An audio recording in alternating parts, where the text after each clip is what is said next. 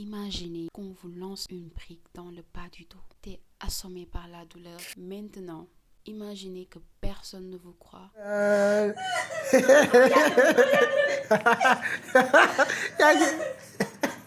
Je vais vous expliquer le contexte. C'était juste après la pause du jeûne. Il y avait mon frère, ma mère et moi. On papotait comme ça jusqu'à ce que ça vire à une discussion plus intéressante, on va dire. Mon frère nous faisait part de son expérience de vie en tant que jeune garçon, comment il se défendait physiquement quand on le provoquait. Vous savez, les histoires entre garçons, quoi.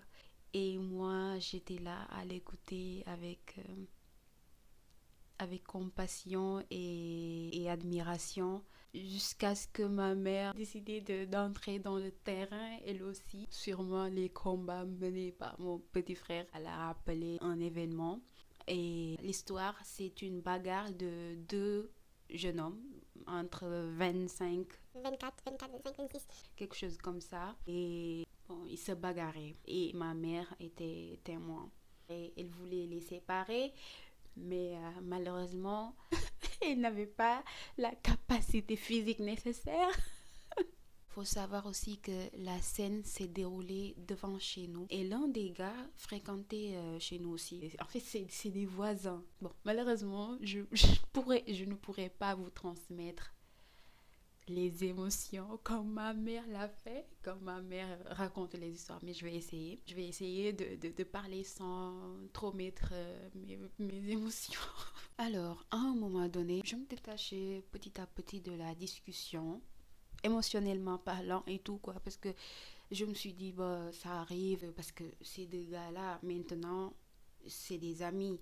Et voilà, je me suis dit, c'est normal, quand on est jeune, on se bagarre et tout. Et c'est une histoire d'enfant. Jusqu'à ce que ma mère a décidé de mettre la goutte qui fait déborder le vase, comme on dit. La suite, disons, le gars a fait croire l'autre que la bagarre est terminée. Voilà, chacun prend son chemin.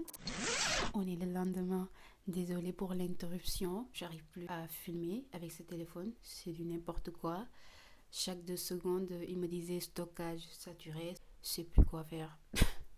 Si vous avez des solutions, n'hésitez pas à me donner parce que là, j'ai essayé d'acheter un pendrive, le SanDisk là. Bref, on en était où? Au moment où le gars a fait croire à l'autre que la bagarre est terminée. Et 5 minutes après, ma mère, d'après elle, a vu le gars prendre une brique comme ça dans les bras, dans les mains. Ouais, je sais pas, peut-être il visait la tête ou le dos, je sais pas. Mais ma mère a crié. Et elle a crié fort pour avertir l'autre garçon de dévier ou de changer de route. Parce que oui, c'était une courte durée. Et justo, le moment où le gars tournait pour voir ce qui se passe, la brique a atteint son dos, le bas du dos. Et j'ai capté que ça. Et après, mon cerveau a arrêté d'écouter ma mère. Après cette phrase, quand ma mère... Et il faut savoir, c'est un storyteller. Avec les gestuels... ouais, il m'a dit, il a pris la brique comme ça, il l'a lancé. Et au Sénégal, vous savez comment ils sont les briques. Ça peut peser 2 kilos ou même plus. Mais malheureusement, c'était trop tard. En tout cas, une grosse partie de la brique a atteint son dos. Ouais, et j'ai craqué. J'ai senti une douleur trop intense dans mon dos, au même endroit. C'était bizarre, c'est bizarre de le dire comme ça, mais c'était comme ça. J'ai vraiment ressenti, on dirait la brique, je l'ai reçue. Parce qu'il faut savoir que moi, dans la discussion déjà, je commençais à... On dirait que j'étais dans la scène. En fait, je n'avais plus besoin de ma mère. Je m'imaginais des choses dans ma tête, c'était... et avec cette dernière phrase, bah, je ne pouvais plus. Elle sait comment te faire vivre les choses quand elle raconte des histoires. Et bah, ça a fait que ouais, ça a réveillé ma sensibilité. Et puis voilà. Et quand j'ai pleuré, il riait de moi. Il ne comprenait même pas. Je souffrais physiquement et il ne savait même pas. Et je ne sais pas si vous voyez dans la vidéo parce que je ne savais même pas que mon frère me filmait de base. C'est après que ma mère m'a dit ouais, arrête de pleurer, ton frère est en train de te filmer. Le lendemain, j'ai dit à mon frère de me donner la vidéo pour voir. Parce que oui, c'était bizarre pour moi. Je veux dire, c'est la première fois quand même. Bon, ça m'arrivait de ressentir ça, mais ouais, l'autre jour, c'était vraiment intense. Et je me suis dit, il faut que j'en parle. En fait, j'appuyais sur mon dos. Ça me faisait, bon, je ne vais pas dire extrêmement mal parce que dans ma tête aussi, je me dis non, je ne dois pas dire ça parce que c'est sûr que le gars qui a pris ça physiquement a plus souffert que ça, quoi, tu vois. Il faut que je précise quelque chose. Je ne m'attendais pas qu'il me console ou quelque chose comme ça. En fait, le fait qu'il rigolait en pensant que je pleurais comme ça parce que j'étais une drama queen ou que j'exagérais, c'est ça qui me dépasse un peu, genre. Je ne sais pas, ma mère, comment elle a su raconter ça avec tout, et elle était présente avec cette douleur et tout. Et après, en faisant comme si, et après, dans la vidéo, moi, je pense que je l'ai coupé, mais dans la vidéo, elle a dit, ça fait longtemps ça, c'est il y a 5 ans ou je sais pas. Pourquoi tu pleures? Et dans ma tête, je me dis, mais elle ne comprend rien. C'est pas une question de temps, ça. Et c'est une douleur, je veux dire. Le gars a souffert. Et moi, tu es en train de me raconter ça. Bah, ça m'a touchée. Et je pleure. Bon, en fait, ça ne m'a pas touchée qu'émotionnellement, il faut dire. Ça m'a touchée émotionnellement et physiquement. Et le côté physique, c'était trop intense ce jour-là. On dirait tu te mets dans la peau de l'autre. C'est ça l'empathie. Ce qui veut dire que quand l'autre personne souffre, toi aussi tu vas souffrir. Tu ressens la même chose que l'autre. Voilà. Et ce qui m'a surpris, c'est que la douleur, elle est localisée exactement que celle de la victime. C'est le même endroit. Parce qu'en général, quand ça m'arrivait, ces genres de choses, c'était plus émotionnellement. En fait, dans ma tête, bon, je me mettais dans la peau de l'autre, mais disons, le truc, c'était plus émotionnel. Il n'y avait pas de douleur physique notable. Mais ce jour-là, en fait, c'est les deux. On dirait que c'était réel. J'ai ressenti la douleur physiquement, au même endroit. Et je fais mes recherches. Ce phénomène-là, on l'appelle mirror synesthesia. Ouais, je pense que ça s'appelle comme ça. Mirror sensory synesthesia. Quelque chose comme ça. Synesthésie miroir. Je pense que oui, je pense que c'est comme ça, non, en français. Je ne sais pas. Je vais checker pour voir, pour ne pas dire de bêtises.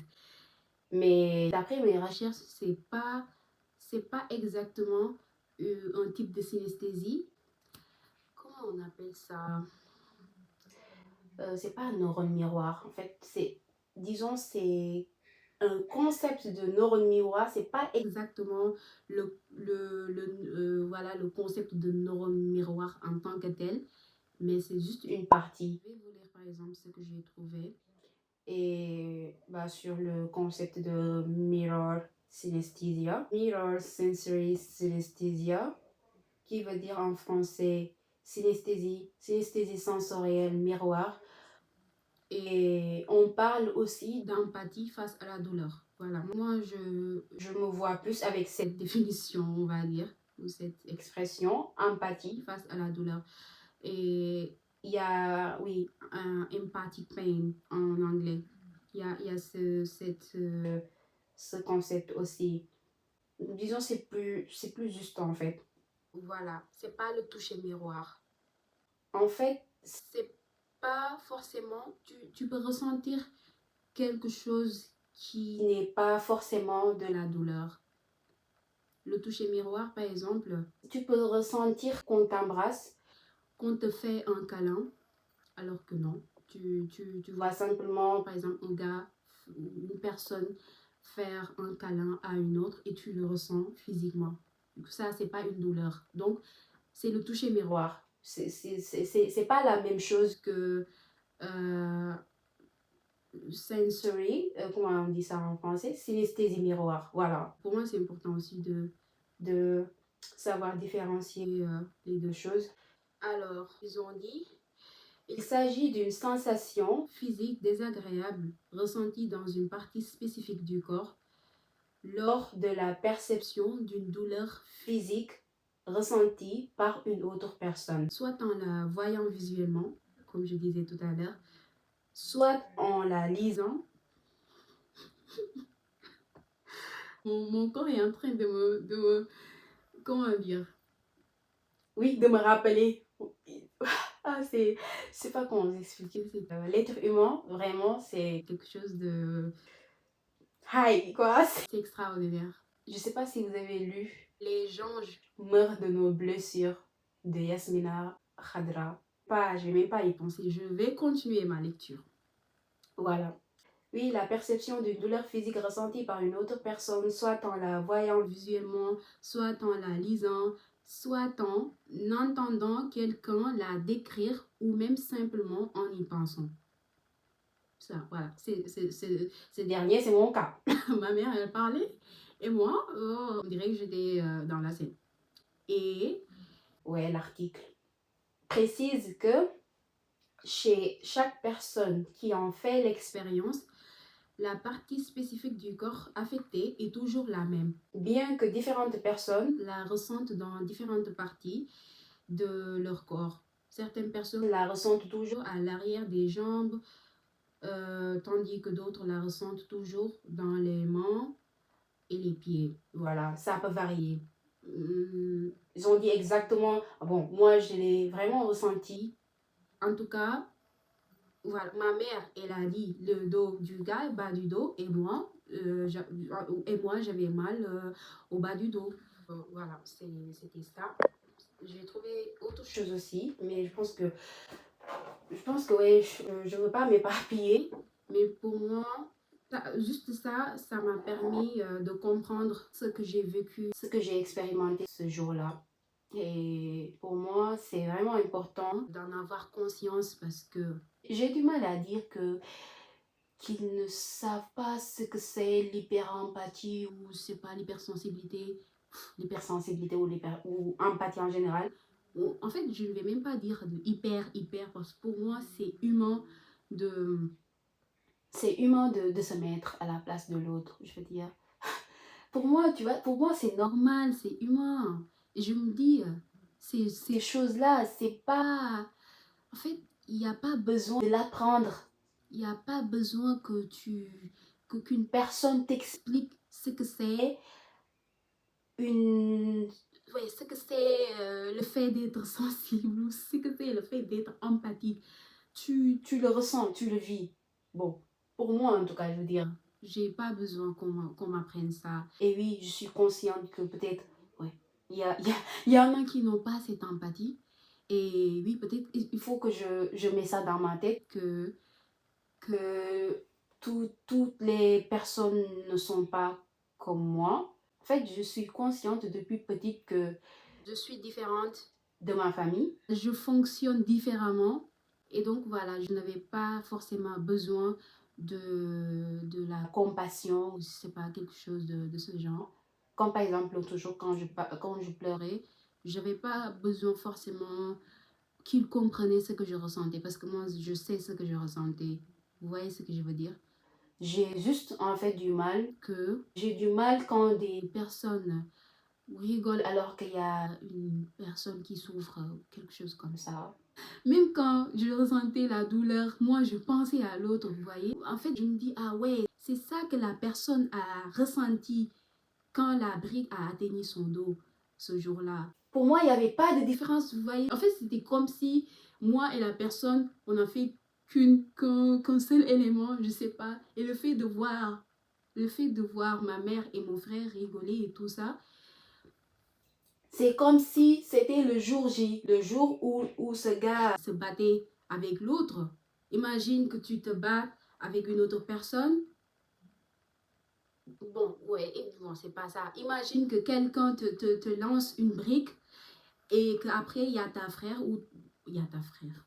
Il y a ta mère ou ton frère qui rigole. Dans ma tête, c'était ça. Et oui, et je me dis, ouais, c'est incroyable quand même.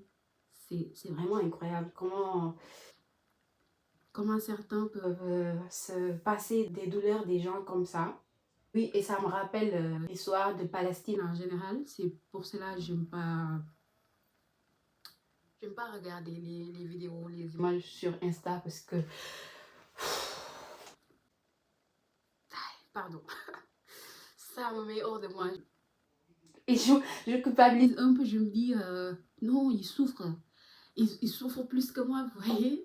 Et que la moindre des choses que je peux faire, c'est de regarder jusqu'au bout les vidéos et ouais, d'avoir de la compassion, je sais pas. Mais vous voyez, je n'ai pas besoin de regarder la vidéo pour leur comprendre. Je n'ai pas besoin de regarder la vidéo pour comprendre parce que pour moi, dans mon cerveau, tout est fait et je sais il suffit de voir quelque chose déjà un petit scène, je sais pas, quelque chose pour voir, disons, ou pour ressentir la globalité des choses. Je pense que si tu es empathique, disons, hyper empathique, je veux pas dire, ouais, hyper, parfois ça me fout le seum de... C'est comme si, voilà, on nous a mis dans une case où peut-être on exagère ou je sais pas, mais c'est très humain. Même si c'est difficile, je ne vais pas dire que c'est tout le temps, c'est facile à vivre ou parfois c'est... Vu que c'est comme si tu es une éponge, tu absorbes tout, les énergies des autres, les traumas des autres, les blessures des autres, plus tes propres blessures à toi. C'est pas facile à gérer, mais je ne regrette pas, je veux dire, je ne regrette pas d'être comme ça, je ne me vois pas autrement. Pour moi, c'est ça qui fait que je suis humain. Ouais, si vous ressentez des choses intensément, vous mettez dans la peau de l'autre, vous vivez aussi les douleurs de l'autre physiquement, émotionnellement et tout. Je vais dire comme par exemple, essayez de ne pas consommer trop de contenu violent ou c'est vraiment, c'est dangereux. Il m'est arrivé de vouloir me suicider parce que je ressentais une haine contre le monde et tout. Donc, voilà. J'ai envie de dire un mot dans ma tête. Je pense aux parents africains, aux humains tout court, parce que ça aussi, j'ai du mal. Ouais, en Afrique, c'est vraiment compliqué. Parce que déjà, pour eux, c'est de l'exagération. Déjà, en Occident, voilà, il y a ça aussi. On dit, ouais, tu exagères un peu, tu es sensible, trop sensible. Voilà, il y a le mot sensible déjà. Il y a des gens qui connaissent ça, mais en Afrique, on dirait ouais, hypersensible, ce genre de choses, ça n'existe pas, vous voyez. Quand on parle de psychologie, de santé mentale, de dépression. Voilà, eux, ils pensent que tu es fou, que voilà. En fait, soit on pense que tu fais le toubab, voilà, tu essaies de faire genre, ou soit on parle des gens qui sont dans les rues, fous. Ouais, je m'éparpille, mais ce que je voulais dire, voilà, le mot, le message. Ayez un peu de compassion, je ne vais pas vous forcer. En fait, tu ne peux pas forcer une chose. Par exemple, peut-être tu n'as pas de compassion envers une autre personne, si tu n'as pas d'empathie, je sais pas, peut-être tu ne peux pas la forcer, mais la moindre des choses, c'est de se taire. Tout coup, ne rigolez pas, je veux dire. Encore une fois, dès le bas âge, je me connaissais et je savais que je fonctionnais pas comme mes parents ne me comprenaient pas. Et donc, j'ai su très tôt me protéger. Mais moi, dans ma tête, je me dis, sûrement, il y a des gens comme moi, et ça c'est sûr, il y a des gens comme moi qui vivent ces genres de choses et qui se sentent seuls ou qui souffrent pour ça. Le fait que leur entourage ne leur comprend pas ou ces genres de choses. Ça peut être vraiment difficile pour une personne hyper empathique ou hyper sensible ou HPE, ces genres de choses. C'est trop de notions, mais ouais, j'espère que vous avez compris. Il faut savoir que cette force de pouvoir endurer les choses et avec une force émotionnelle digne de ce nom, il n'y a pas tout le monde qui a ça. Chacun est différent sur cette terre. essayer de comprendre ça et voilà, ne te moque pas d'une personne qui souffre ou qui pleure. Juste parce que parfois, une personne peut pleurer. C'est pas qu'elle exagère. Voilà, arrêtez de coller le fait de pleurer, le fait d'être faible, ces genres de choses. Vous voyez, ou en fait, arrêtez ça. Vous voyez une personne pleurer, tu ne sais même pas pourquoi elle pleure. Maintenant, même quand tu ressens une douleur physique, et tu pleures ou on te dit que voilà, c'est juste ça, c'est juste c'est pas une piqûre, tu es vraiment faible, c'est genre, arrêtez ça.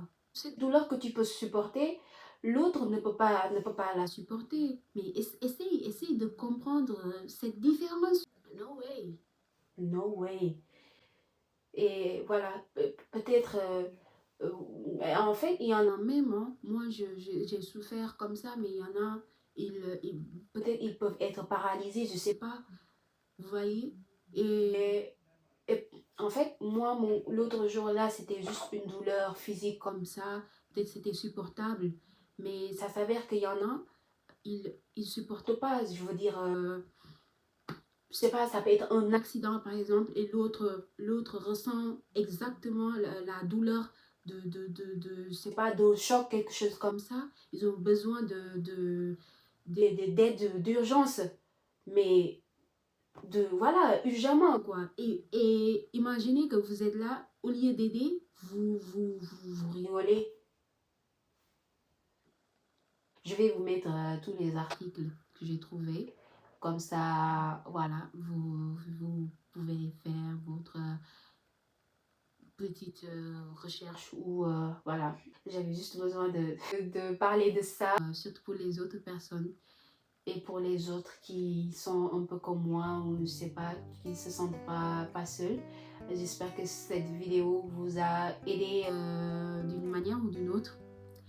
Et j'essaye de parler, de m'exprimer vraiment de façon claire. Ça me coûte beaucoup de m'exprimer oralement. En tout cas, je vais essayer de mettre des mots sur mes ressentis et sur les douleurs des autres. Voilà, parce qu'il y en a qui souffrent et qui se sentent seuls. Et juste de compréhension peut-être, pas besoin forcément de compassion, mais voilà. On n'a pas non plus besoin que les gens se moquent de nous. Portez-vous bien et be you. Et